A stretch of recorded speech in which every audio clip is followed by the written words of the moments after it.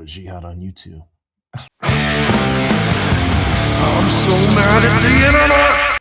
What is going on, everyone? It's time for another edition of the comments section where we answer your questions about body armor and anything else Second Amendment related that you may have. We love talking about it all. And I like to pretend I'm an expert. I know Elliot is. So feel free to send us your questions either in the comments section below this video or to our customer service inbox through email. Elliot, though, before I get started with the questions today, we've got a really great deal going on right now. I was going to say banging deal. I didn't know if that was appropriate. I guess I said it anyway, but we have a really great deal going on right now. We ran a July 4th sale with special edition covers, and we still have some left over that we're looking to get rid of. These guys right here. Oh, yeah. Okay. Yeah. We have, I know, made quite a big deal about this Generation 2 Level 4 plates, the 1165 in particular, right? It is pretty revolutionary, especially at the price point. But right now, and this is the greatest deal, I think, ever in the history of body armor. This is an 1165 Generation 2, okay? 6.1 pound Level 4 plate. This full-size Sappy. Or, I don't have one here with me, but you can get the shooter's cut version with that cover on it. Either one is $199.99. Now, if you recall, we charged, what was it, $179 or something like that for a Generation 1 1155 multi-curve, which was 8.3 pounds, and it was multi-curve. So I'm asking for $20 to cut over 2 pounds of weight off your plate. Exactly. And the only... Insane. Exactly. And people going, well, why are you doing this? Why are the regular covers, at the sale price? I think they're $239.99 right now when you use the Made in America code on it through the remainder of July. Well, we're doing this because we have some plates that were already made with the We the People cover on them. And it just means that you're in luck. We're trying to liquidate the rest of them. And so $199.99. Like you mentioned, that's a great deal. And again, shooter's cut 5.3 pounds. And if you look around and find another level 4 plate that's that weight, you're going to be paying $400 at a minimum. So that's twice the cost. And in many cases, those plates are $600, $700, $800 or more for that, weight range of a level 4 plate that's made in America. So, I mean, that should tell you how good of a deal this is. Well, yeah, and I'm not even sure that you're going to find a Chinese plate at this weight, at this price. So even the people that are buying Chinese plates and just stacking huge margin, they're not going to cut you a deal like this. This is made here in America at our factory in Centerville, Iowa, and we're just clearancing out the last little bit that we've got of this limited edition cover, and then it's back to business as usual. Exactly. So take advantage of that deal while you can. It's obviously while supplies last, and then that deal is over. And I guess we have a few other things we could talk about too. I know we've been transitioning from Generation 1 to Generation 2 with level 4 plates, and some things have taken a little bit longer than we wanted, but we do have a couple more Generation 2 kind of announcements to make. We have extra large 1155 Generation 2 plates available, which knock a couple pounds off of that previous version plate as well. And then we have side plates, Generation 2 1155 side plates as well coming out. Yeah, I can't even remember what the weight was for Generation 1 11x14s. I think it was like 11 something pounds. And the new ones, I think they're, what are they, 9.7? I think for an 11x14. I think anybody that's used to 11x14 plates is used to getting pretty abused by the weight. And I'm not saying these are ultra light, but they're a lot lighter than anything else you're going to find in 11x14. That's for sure. Exactly. And then the side plates that are out now, the Generation 2, those are 2.2 pounds. And so they're, about a quarter pound lighter than the previous ones. So those are out as well. And then I know a lot of people have been asking about this. Give us 2-3 more weeks, maybe. I don't want to put an exact time frame on it, but the 1165 extra larges will be out very soon as well. And those will be at a much lighter weight than the 1155 version. So I know a lot of people have been asking about those. I know you've been seeing that quite a bit. Oh yeah. Everybody's waiting for 11x14s on all of our Gen 2 stuff. So I know we started with the 55s. They are just faster and easier to make than the 1165s. Yep. That's why the 65s cost more. So the 65s are just going to take a little bit of time to finish up here as we get what we estimate will hopefully be enough to, satisfy the initial demand for these things. The 65s for an 11x14 plate are going to be extremely lightweight. I think you'd be spending quite a lot of money to see that kind of a weight reduction, especially on an 11x14. And whoever's going to buy those are going to be really happy with them. All right, now that we got through those announcements, Elliot, let's get into the very first question I have for this week. And stick with me. It's a little long, a little convoluted, but let's weed our way through it here. This gentleman said this week, years ago, I picked up some steel armor, questionable, only to realize it was too heavy to be useful in a home invasion. Meanwhile, when I was checking out Pew Pew Tactical's reviews, they rated your level 4 armor well, but I thought having chunks of ceramic flying about was not very appealing. Then I looked at soft armor, and that seems prone to trauma. So if I want to protect primarily against handguns in a home invasion and want protection from trauma and not have ceramic involved, your 3A model 0226 seems right. Please confirm it is hard and not traumatic like soft armor, or do you have a better choice for protection in a home invasion? Now, that question went all over the place. Do you think you can maybe get through the weeds and sift through there and help this guy out? Yeah, I think there's primarily two questions in there. The first one about, let's call it spalling. It's not what it is, but let's call it that, because I think that's the connection that he's making. I think he's looking at steel plates, right?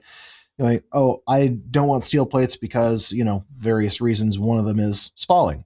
Steel plates redirect a bullet instead of absorbing it the way that ceramic and polyethylene do. So people have largely moved away from steel for a lot of reasons. One of them is spalling. I mean, NIJ redesigned the RF1 protocol from level 3 specifically to exclude steel plates failing M193, and spalling wasn't great either. But the let's call it fragmentation, I suppose, or the spalling from a ceramic steel or a sort of ceramic plate, you're not getting bullet fragments flying out at thousands of feet per second. If you actually watch any of the impact videos, and I've put up a lot of slow motion ones where a round impacts a plate, it's really more of a puff. And yeah, I mean, if you're downrange of that plate, you might get a little bit of that, but you're not getting it the way it does with a steel plate hitting you in the face. It's not really dangerous other than maybe getting you in the eyes or something. It's not really a hazard the way that you're thinking it is in terms of, your frame of reference being a steel plate. The second thing that he's asking about there is backface deformation. Now, backface deformation is largely just sort of part and parcel of dealing with the aspect of how ceramic and polyethylene plates work. So the reason you get spalling with a steel plate is that it doesn't absorb the round, it deflects it, right? And it creates shards as the bullet fragments and flies everywhere. Ceramic and polyethylene plates work by sort of gently catching the round and converting that kinetic energy into heat energy as it breaks the bonds of the material in order to try and get where it's going, right? But the material has to be strong enough to stop it. Now, you deal with that in a couple of different ways. First, you can get trauma pads, and then you can also get like a wildly overrated plate. So what he talked about there was looking out for protecting against handguns. Well, if you get a rifle rated plate, your BFD on, a 9mm on a level 4 plate is going to be like probably zero or almost not noticeable. I know we had a save a couple years ago where a guy got hit with a 380 and an 1155, and he didn't even know he was shot until he went and looked at his plate later and found a hole here. You can go with like a 0226. If you're looking for an overt carrier, I would simply recommend probably going with an SRT plate. If you get a rifle rated plate, you are going to see a significant decrease in backface deformation than you're going to find on a handgun rated plate. Both the hard and the soft armor are going to have backface deformation from pistol rounds. It just is what it is. They're designed for pistol. That's why they're much smaller. If you get a rifle rated plate and you get with a handgun round, there may be some backface deformation, but it's going to be pretty minimal. Yeah, exactly. And I think from a home invasion standpoint, that SRT plate, like Elliot suggested, that'll stop all your handgun rounds, and then it'll also stop, your M193 and 7.62 by 39, so an AK round, etc. So, I mean, you're pretty well off for almost anything that you'd have with a, home invasion for the most part, I think. But if you're worried about handgun protection, then an SRT, I mean, easily stops a handgun rounds. And like you said, Elliot, the BFD, probably not even noticeable as it disperses the energy. And one thing I do want to point out is when explaining, I think it helps, if you're a sports fan, you watch baseball, and you got Shohei Ohtani or whatever on the mound, throwing almost 100 miles an hour. And the catcher is catching that 100-mile-an-hour round. And that's what the polyethylene does, right? And whether it's a level 4 plate, after the ceramic breaks apart the round, the polyethylene acts as a catcher's mitt and catches that and absorbs a lot of that energy transfer for you. So I think that's maybe an easy way, or maybe a real life way that people see every day that maybe you can equate to this situation. And so an SRT plate and even a 0226 plate in many instances for handgun rounds is like a catcher's mitt for a fastball. So I think that's an easy way to put it. I also did want to point out, I know some people say, ceramic can fly out of the front of the plate as well. And that's just not the case anymore. One, it's inside of a plate carrier, right? So, I mean, the plate carrier is going to contain, if any ceramic gets out from the impact of the round. And then two, a lot of our plates, ceramic plates will either have drop protection foam on the front, and that keeps, the ceramic from coming out in many forms. And then we have crack arrestor on the front of other plates as well, which, I mean, it barely allows the ceramic to even crack, let alone allow the ceramic to fly back out. So, I mean, that's kind of an old thing. At least with our plates, I can't speak to other manufacturers, but with ours. And so I don't think you have to worry about any of that type of thing with any of our plates, even the ceramic. So I think you're good there. And I think, I hope we answered that question. I think we did. And I'll find a slow motion clip of a round hitting one of our plates, and I'll put it up here. You can see there's a little poof, but I think the real thing he's thinking is it's the same thing as like spall from a steel plate, and it's not anything close to that. Yeah. Not even close. And that kind of gets us into our next question here that we got this week. This gentleman asked, why does ceramic armor cost so much more than a steel plate? The two biggest things are going to be your materials and then your material processing, right? So I point to like the 1165 is a good example of this. I mean, we are making this thing as affordably as we can, but we have to deal with a manufacturer that manufactures the ceramic, right? And then we have to deal with another manufacturer that manufactures the polyethylene. And then we have to deal with another manufacturer that makes the adhesive. Then we have to take that polyethylene, we have to run it on the cutting table. We have to cut it into different shapes. We have to pay people to do this, right? The whole time. Labor cost, right? We have to pay for the electricity and the insurance on the building and whatever. Then we have to take that stack, right? We have to go a whole bunch of them, stack them up, put them in the press. That press is going to take 3 to 4 hours to press that thing out, right? And it takes a whole bunch of energy for heat and pressure and all that to form that into a mold. Then we have to take that pressed backer and that ceramic. Then we have to put them in a different machine to bond them together with that, adhesive that we got from that other manufacturer. So you can see there's a whole bunch of things that go into this, and that's just the raw plate, right? Then we have to go and deal with the cover and cutting and sewing and printing and then wrapping the whole thing and all of that stuff. There's a whole bunch of steps involved in the process there. A steel plate is basically going to be a plasma cutter or a water jetter or something like this. It's basically a giant machine that just goes across the plane and goes, and if you get some kind of curvature in that, it's just going into a press and just going, It bends the plate to the curve you That's want. it. Yep. You're done. Yeah. And if you get a wrap on that, it's almost certainly going to be some kind of a spall mitigation layer, right? So whether it's rhino lining or something, it's just kind of and you're done. It's not that complicated of a process to manufacture those. And steel, just a giant sheet of steel, is not that expensive. It's a whole different, two different types of manufacturing processes. One is quite involved and not very cheap, and one is not very involved and fairly cheap. Yeah, and I think if you even go back to the ceramic manufacturing, if you want to get real inside baseball here with it, I mean, that ceramic, it starts out as a powder, right? And there's different types of powder, different types of purity, and all that stuff. And then it gets pressed and slumped, and all that stuff takes a lot of time. And after it gets pressed and slumped and all that into the shape that you need, then it goes into a kiln. And that takes a long time to fire it. And then it gets sintered. And then sometimes, depending on how the surface of it comes out, then it can be sanded, etc., if need be. And that's all before it gets to us, right? And so I think for all those reasons that Elliot mentioned, and then if you go beyond our factory to where the ceramic is made, it's a very intensive process. And as we all know, time is money, labor is money, and it all adds up. And I think, as we all know, I mean, AR500 type of steel is used in so many applications beyond ballistics. And so it's much more readily available, I'd say. I can't speak a lot to it because we don't and haven't ever manufactured steel. So we're not experts at that, obviously, but the process is just so much longer. And that's really why, with the reasons Elliot mentioned, why ceramic armor is that much more expensive than steel armor. Not to mention that, if I can't say it works, ceramic armor works much better as well. So for whatever needs you may have ballistically. So anyway, let's get to the last question I have here for this week, Elliot.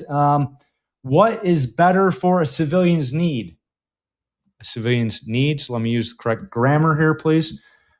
Is it concealable or tactical armor? What is better for a civilian's needs, Elliot? That's a good question, but I think that's entirely dependent upon like you. I cannot tell you what kind of a situation you might find yourself in.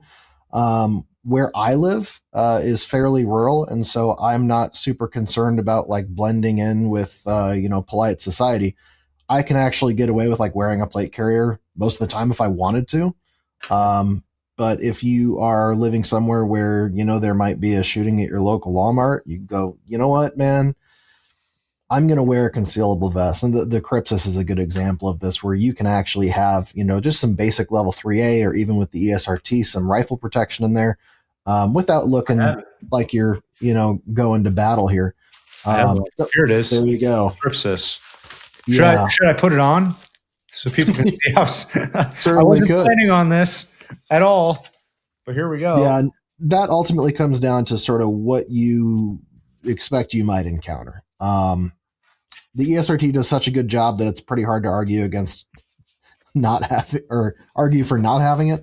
I personally, and I know I work at an armor company, so I have more gear than most, but I mean, I have both concealable and overt options depending on what situation I'm in, whether I'm at home or in my car. I have all of that stuff all the time. So it just depends on, is it a sketchy situation or is there an active shooter, right? Those are very different things. And if you want to wear it all day, I was not intending to do a product demo here, so I apologize for cutting off your answer, Ellie. But does this look concealable enough here with a hoodie? It's pretty good. There you go. I don't know. This is 3A protection, so against handgun rounds. So I guess, if you want to wear armor all day, every day without drawing attention, like Elliot mentioned, you could try this. I don't know. It would work. Yeah, certainly. I think everyone should at a minimum have one of both, if I'm completely honest. Have a covert kit and also have an overt kit, because you can't really conceal level 4 plates that well. We've made a 0.7 inch level 4 plate. When we first launched the 1165s, we designed them to be very, very thin. But even that is not that easy to conceal. That's why the ESRT still exists. you just can't, right? And if somebody's going all out with rifle fire, I don't think you need to be terribly concerned with not being seen to be wearing armor if they're just kind of shooting at you anyway. But concealable weapons and concealable armor certainly go hand in hand, I think. Yeah, exactly. So, whatever your use case is, whether it's your job, whether it's where you live, like Elliot said, urban or rural, all these things can, impact the decision you make. And like Elliot does, and many of us do. Um, I know we are armor manufacturers, so we have a lot more armor. But we have it in case, no matter the situation, right? And so for us, whether we're in an urban or rural situation, we have whatever we need. And so tactical armor obviously is maybe more for situations where you need higher levels of ballistic protection, as Elliot mentioned. So just take a lot of those things into consideration. And, as your budget allows, build out that armor protection as much as it allows. Is, a lot of people, especially like yourself, Elliot, do the same with firearms. I mean, you have any number of firearms for any number of situations, right? Yeah, bolt action rifles are great for long range accuracy with more powerful rounds. AR-15s, right? I mean, perfect for anywhere from 25 to 500 yards, really. And now people are stretching, things like 6 arc out to 1,000 yards. But generally speaking, a 5.56, AR-15 will do a lot of different things for you. But you're not going to take big game with it, and you're not taking that thing to Walmart, right? You're going to take like a Glock 19 or something. There's different guns for different purposes. There's different armor for different purposes, whether it's covert or overt. Or like the ESRT is one of those things that's a really specialized product. It's concealable rifle armor. Somebody like a VIP, executive protection, high threat type of environments where people are going to go, hey, we might encounter rifle fire from, some third world country where an ambassador is or something like this. It's a really good product for that type of situation. Maybe a 0226 in a Crypsis is a better, sort of everyday wear type of thing for an American civilian because we don't really have like a ton of rifle fire. It's an 80-20 split on handguns versus rifles in this country as far as homicides are concerned. So I understand. I'm probably not going to wear rifle armor everywhere I go all the time because the odds just aren't there versus the other things I need to do in terms of going about my life, right? And we talk about that with police officers all the time in the SRT.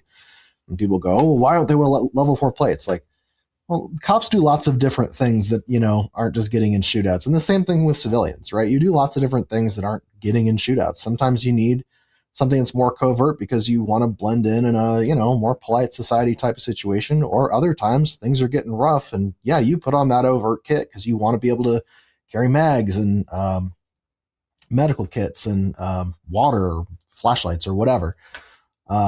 It's just different kit for different types of scenarios. So it's up to you. I can't really tell you what you should have. I think really you should have both. But if you're only going to pick one, that's up to you, man. Personally, I would say overt. But if you have the scratch, definitely get a covert kit too.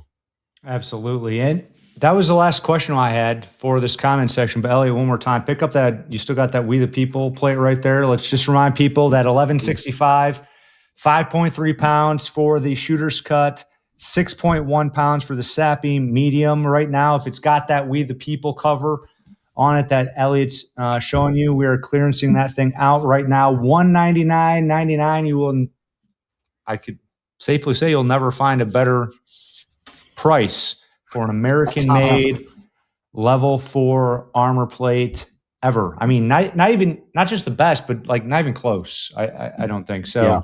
You can't even find, a $199 price on a 5.3 pound Chinese plate. Like, I would be surprised. And but speaking of that, by the way, I don't know if you saw, there was a bomb disposal tech in Pakistan that was killed a couple days ago because his bomb defusal kit that he bought from China was a bunch of fake stuff. Yeah. Like, you just don't know what you're going to get from those people. They just ship out whatever they feel like shipping out. That's not us. That's not what we do. Exactly. So if you're in the market for armor, that 1165 doesn't not a better deal out there than that. Get it while supplies last. And I think that's going to do it for this edition of the comments section. If you have any questions about body armor or anything else Second Amendment related, Elliot and I are happy to answer those questions here on the comment section. So let us know down below or in our email inbox, and we will catch you next time. Thanks, guys.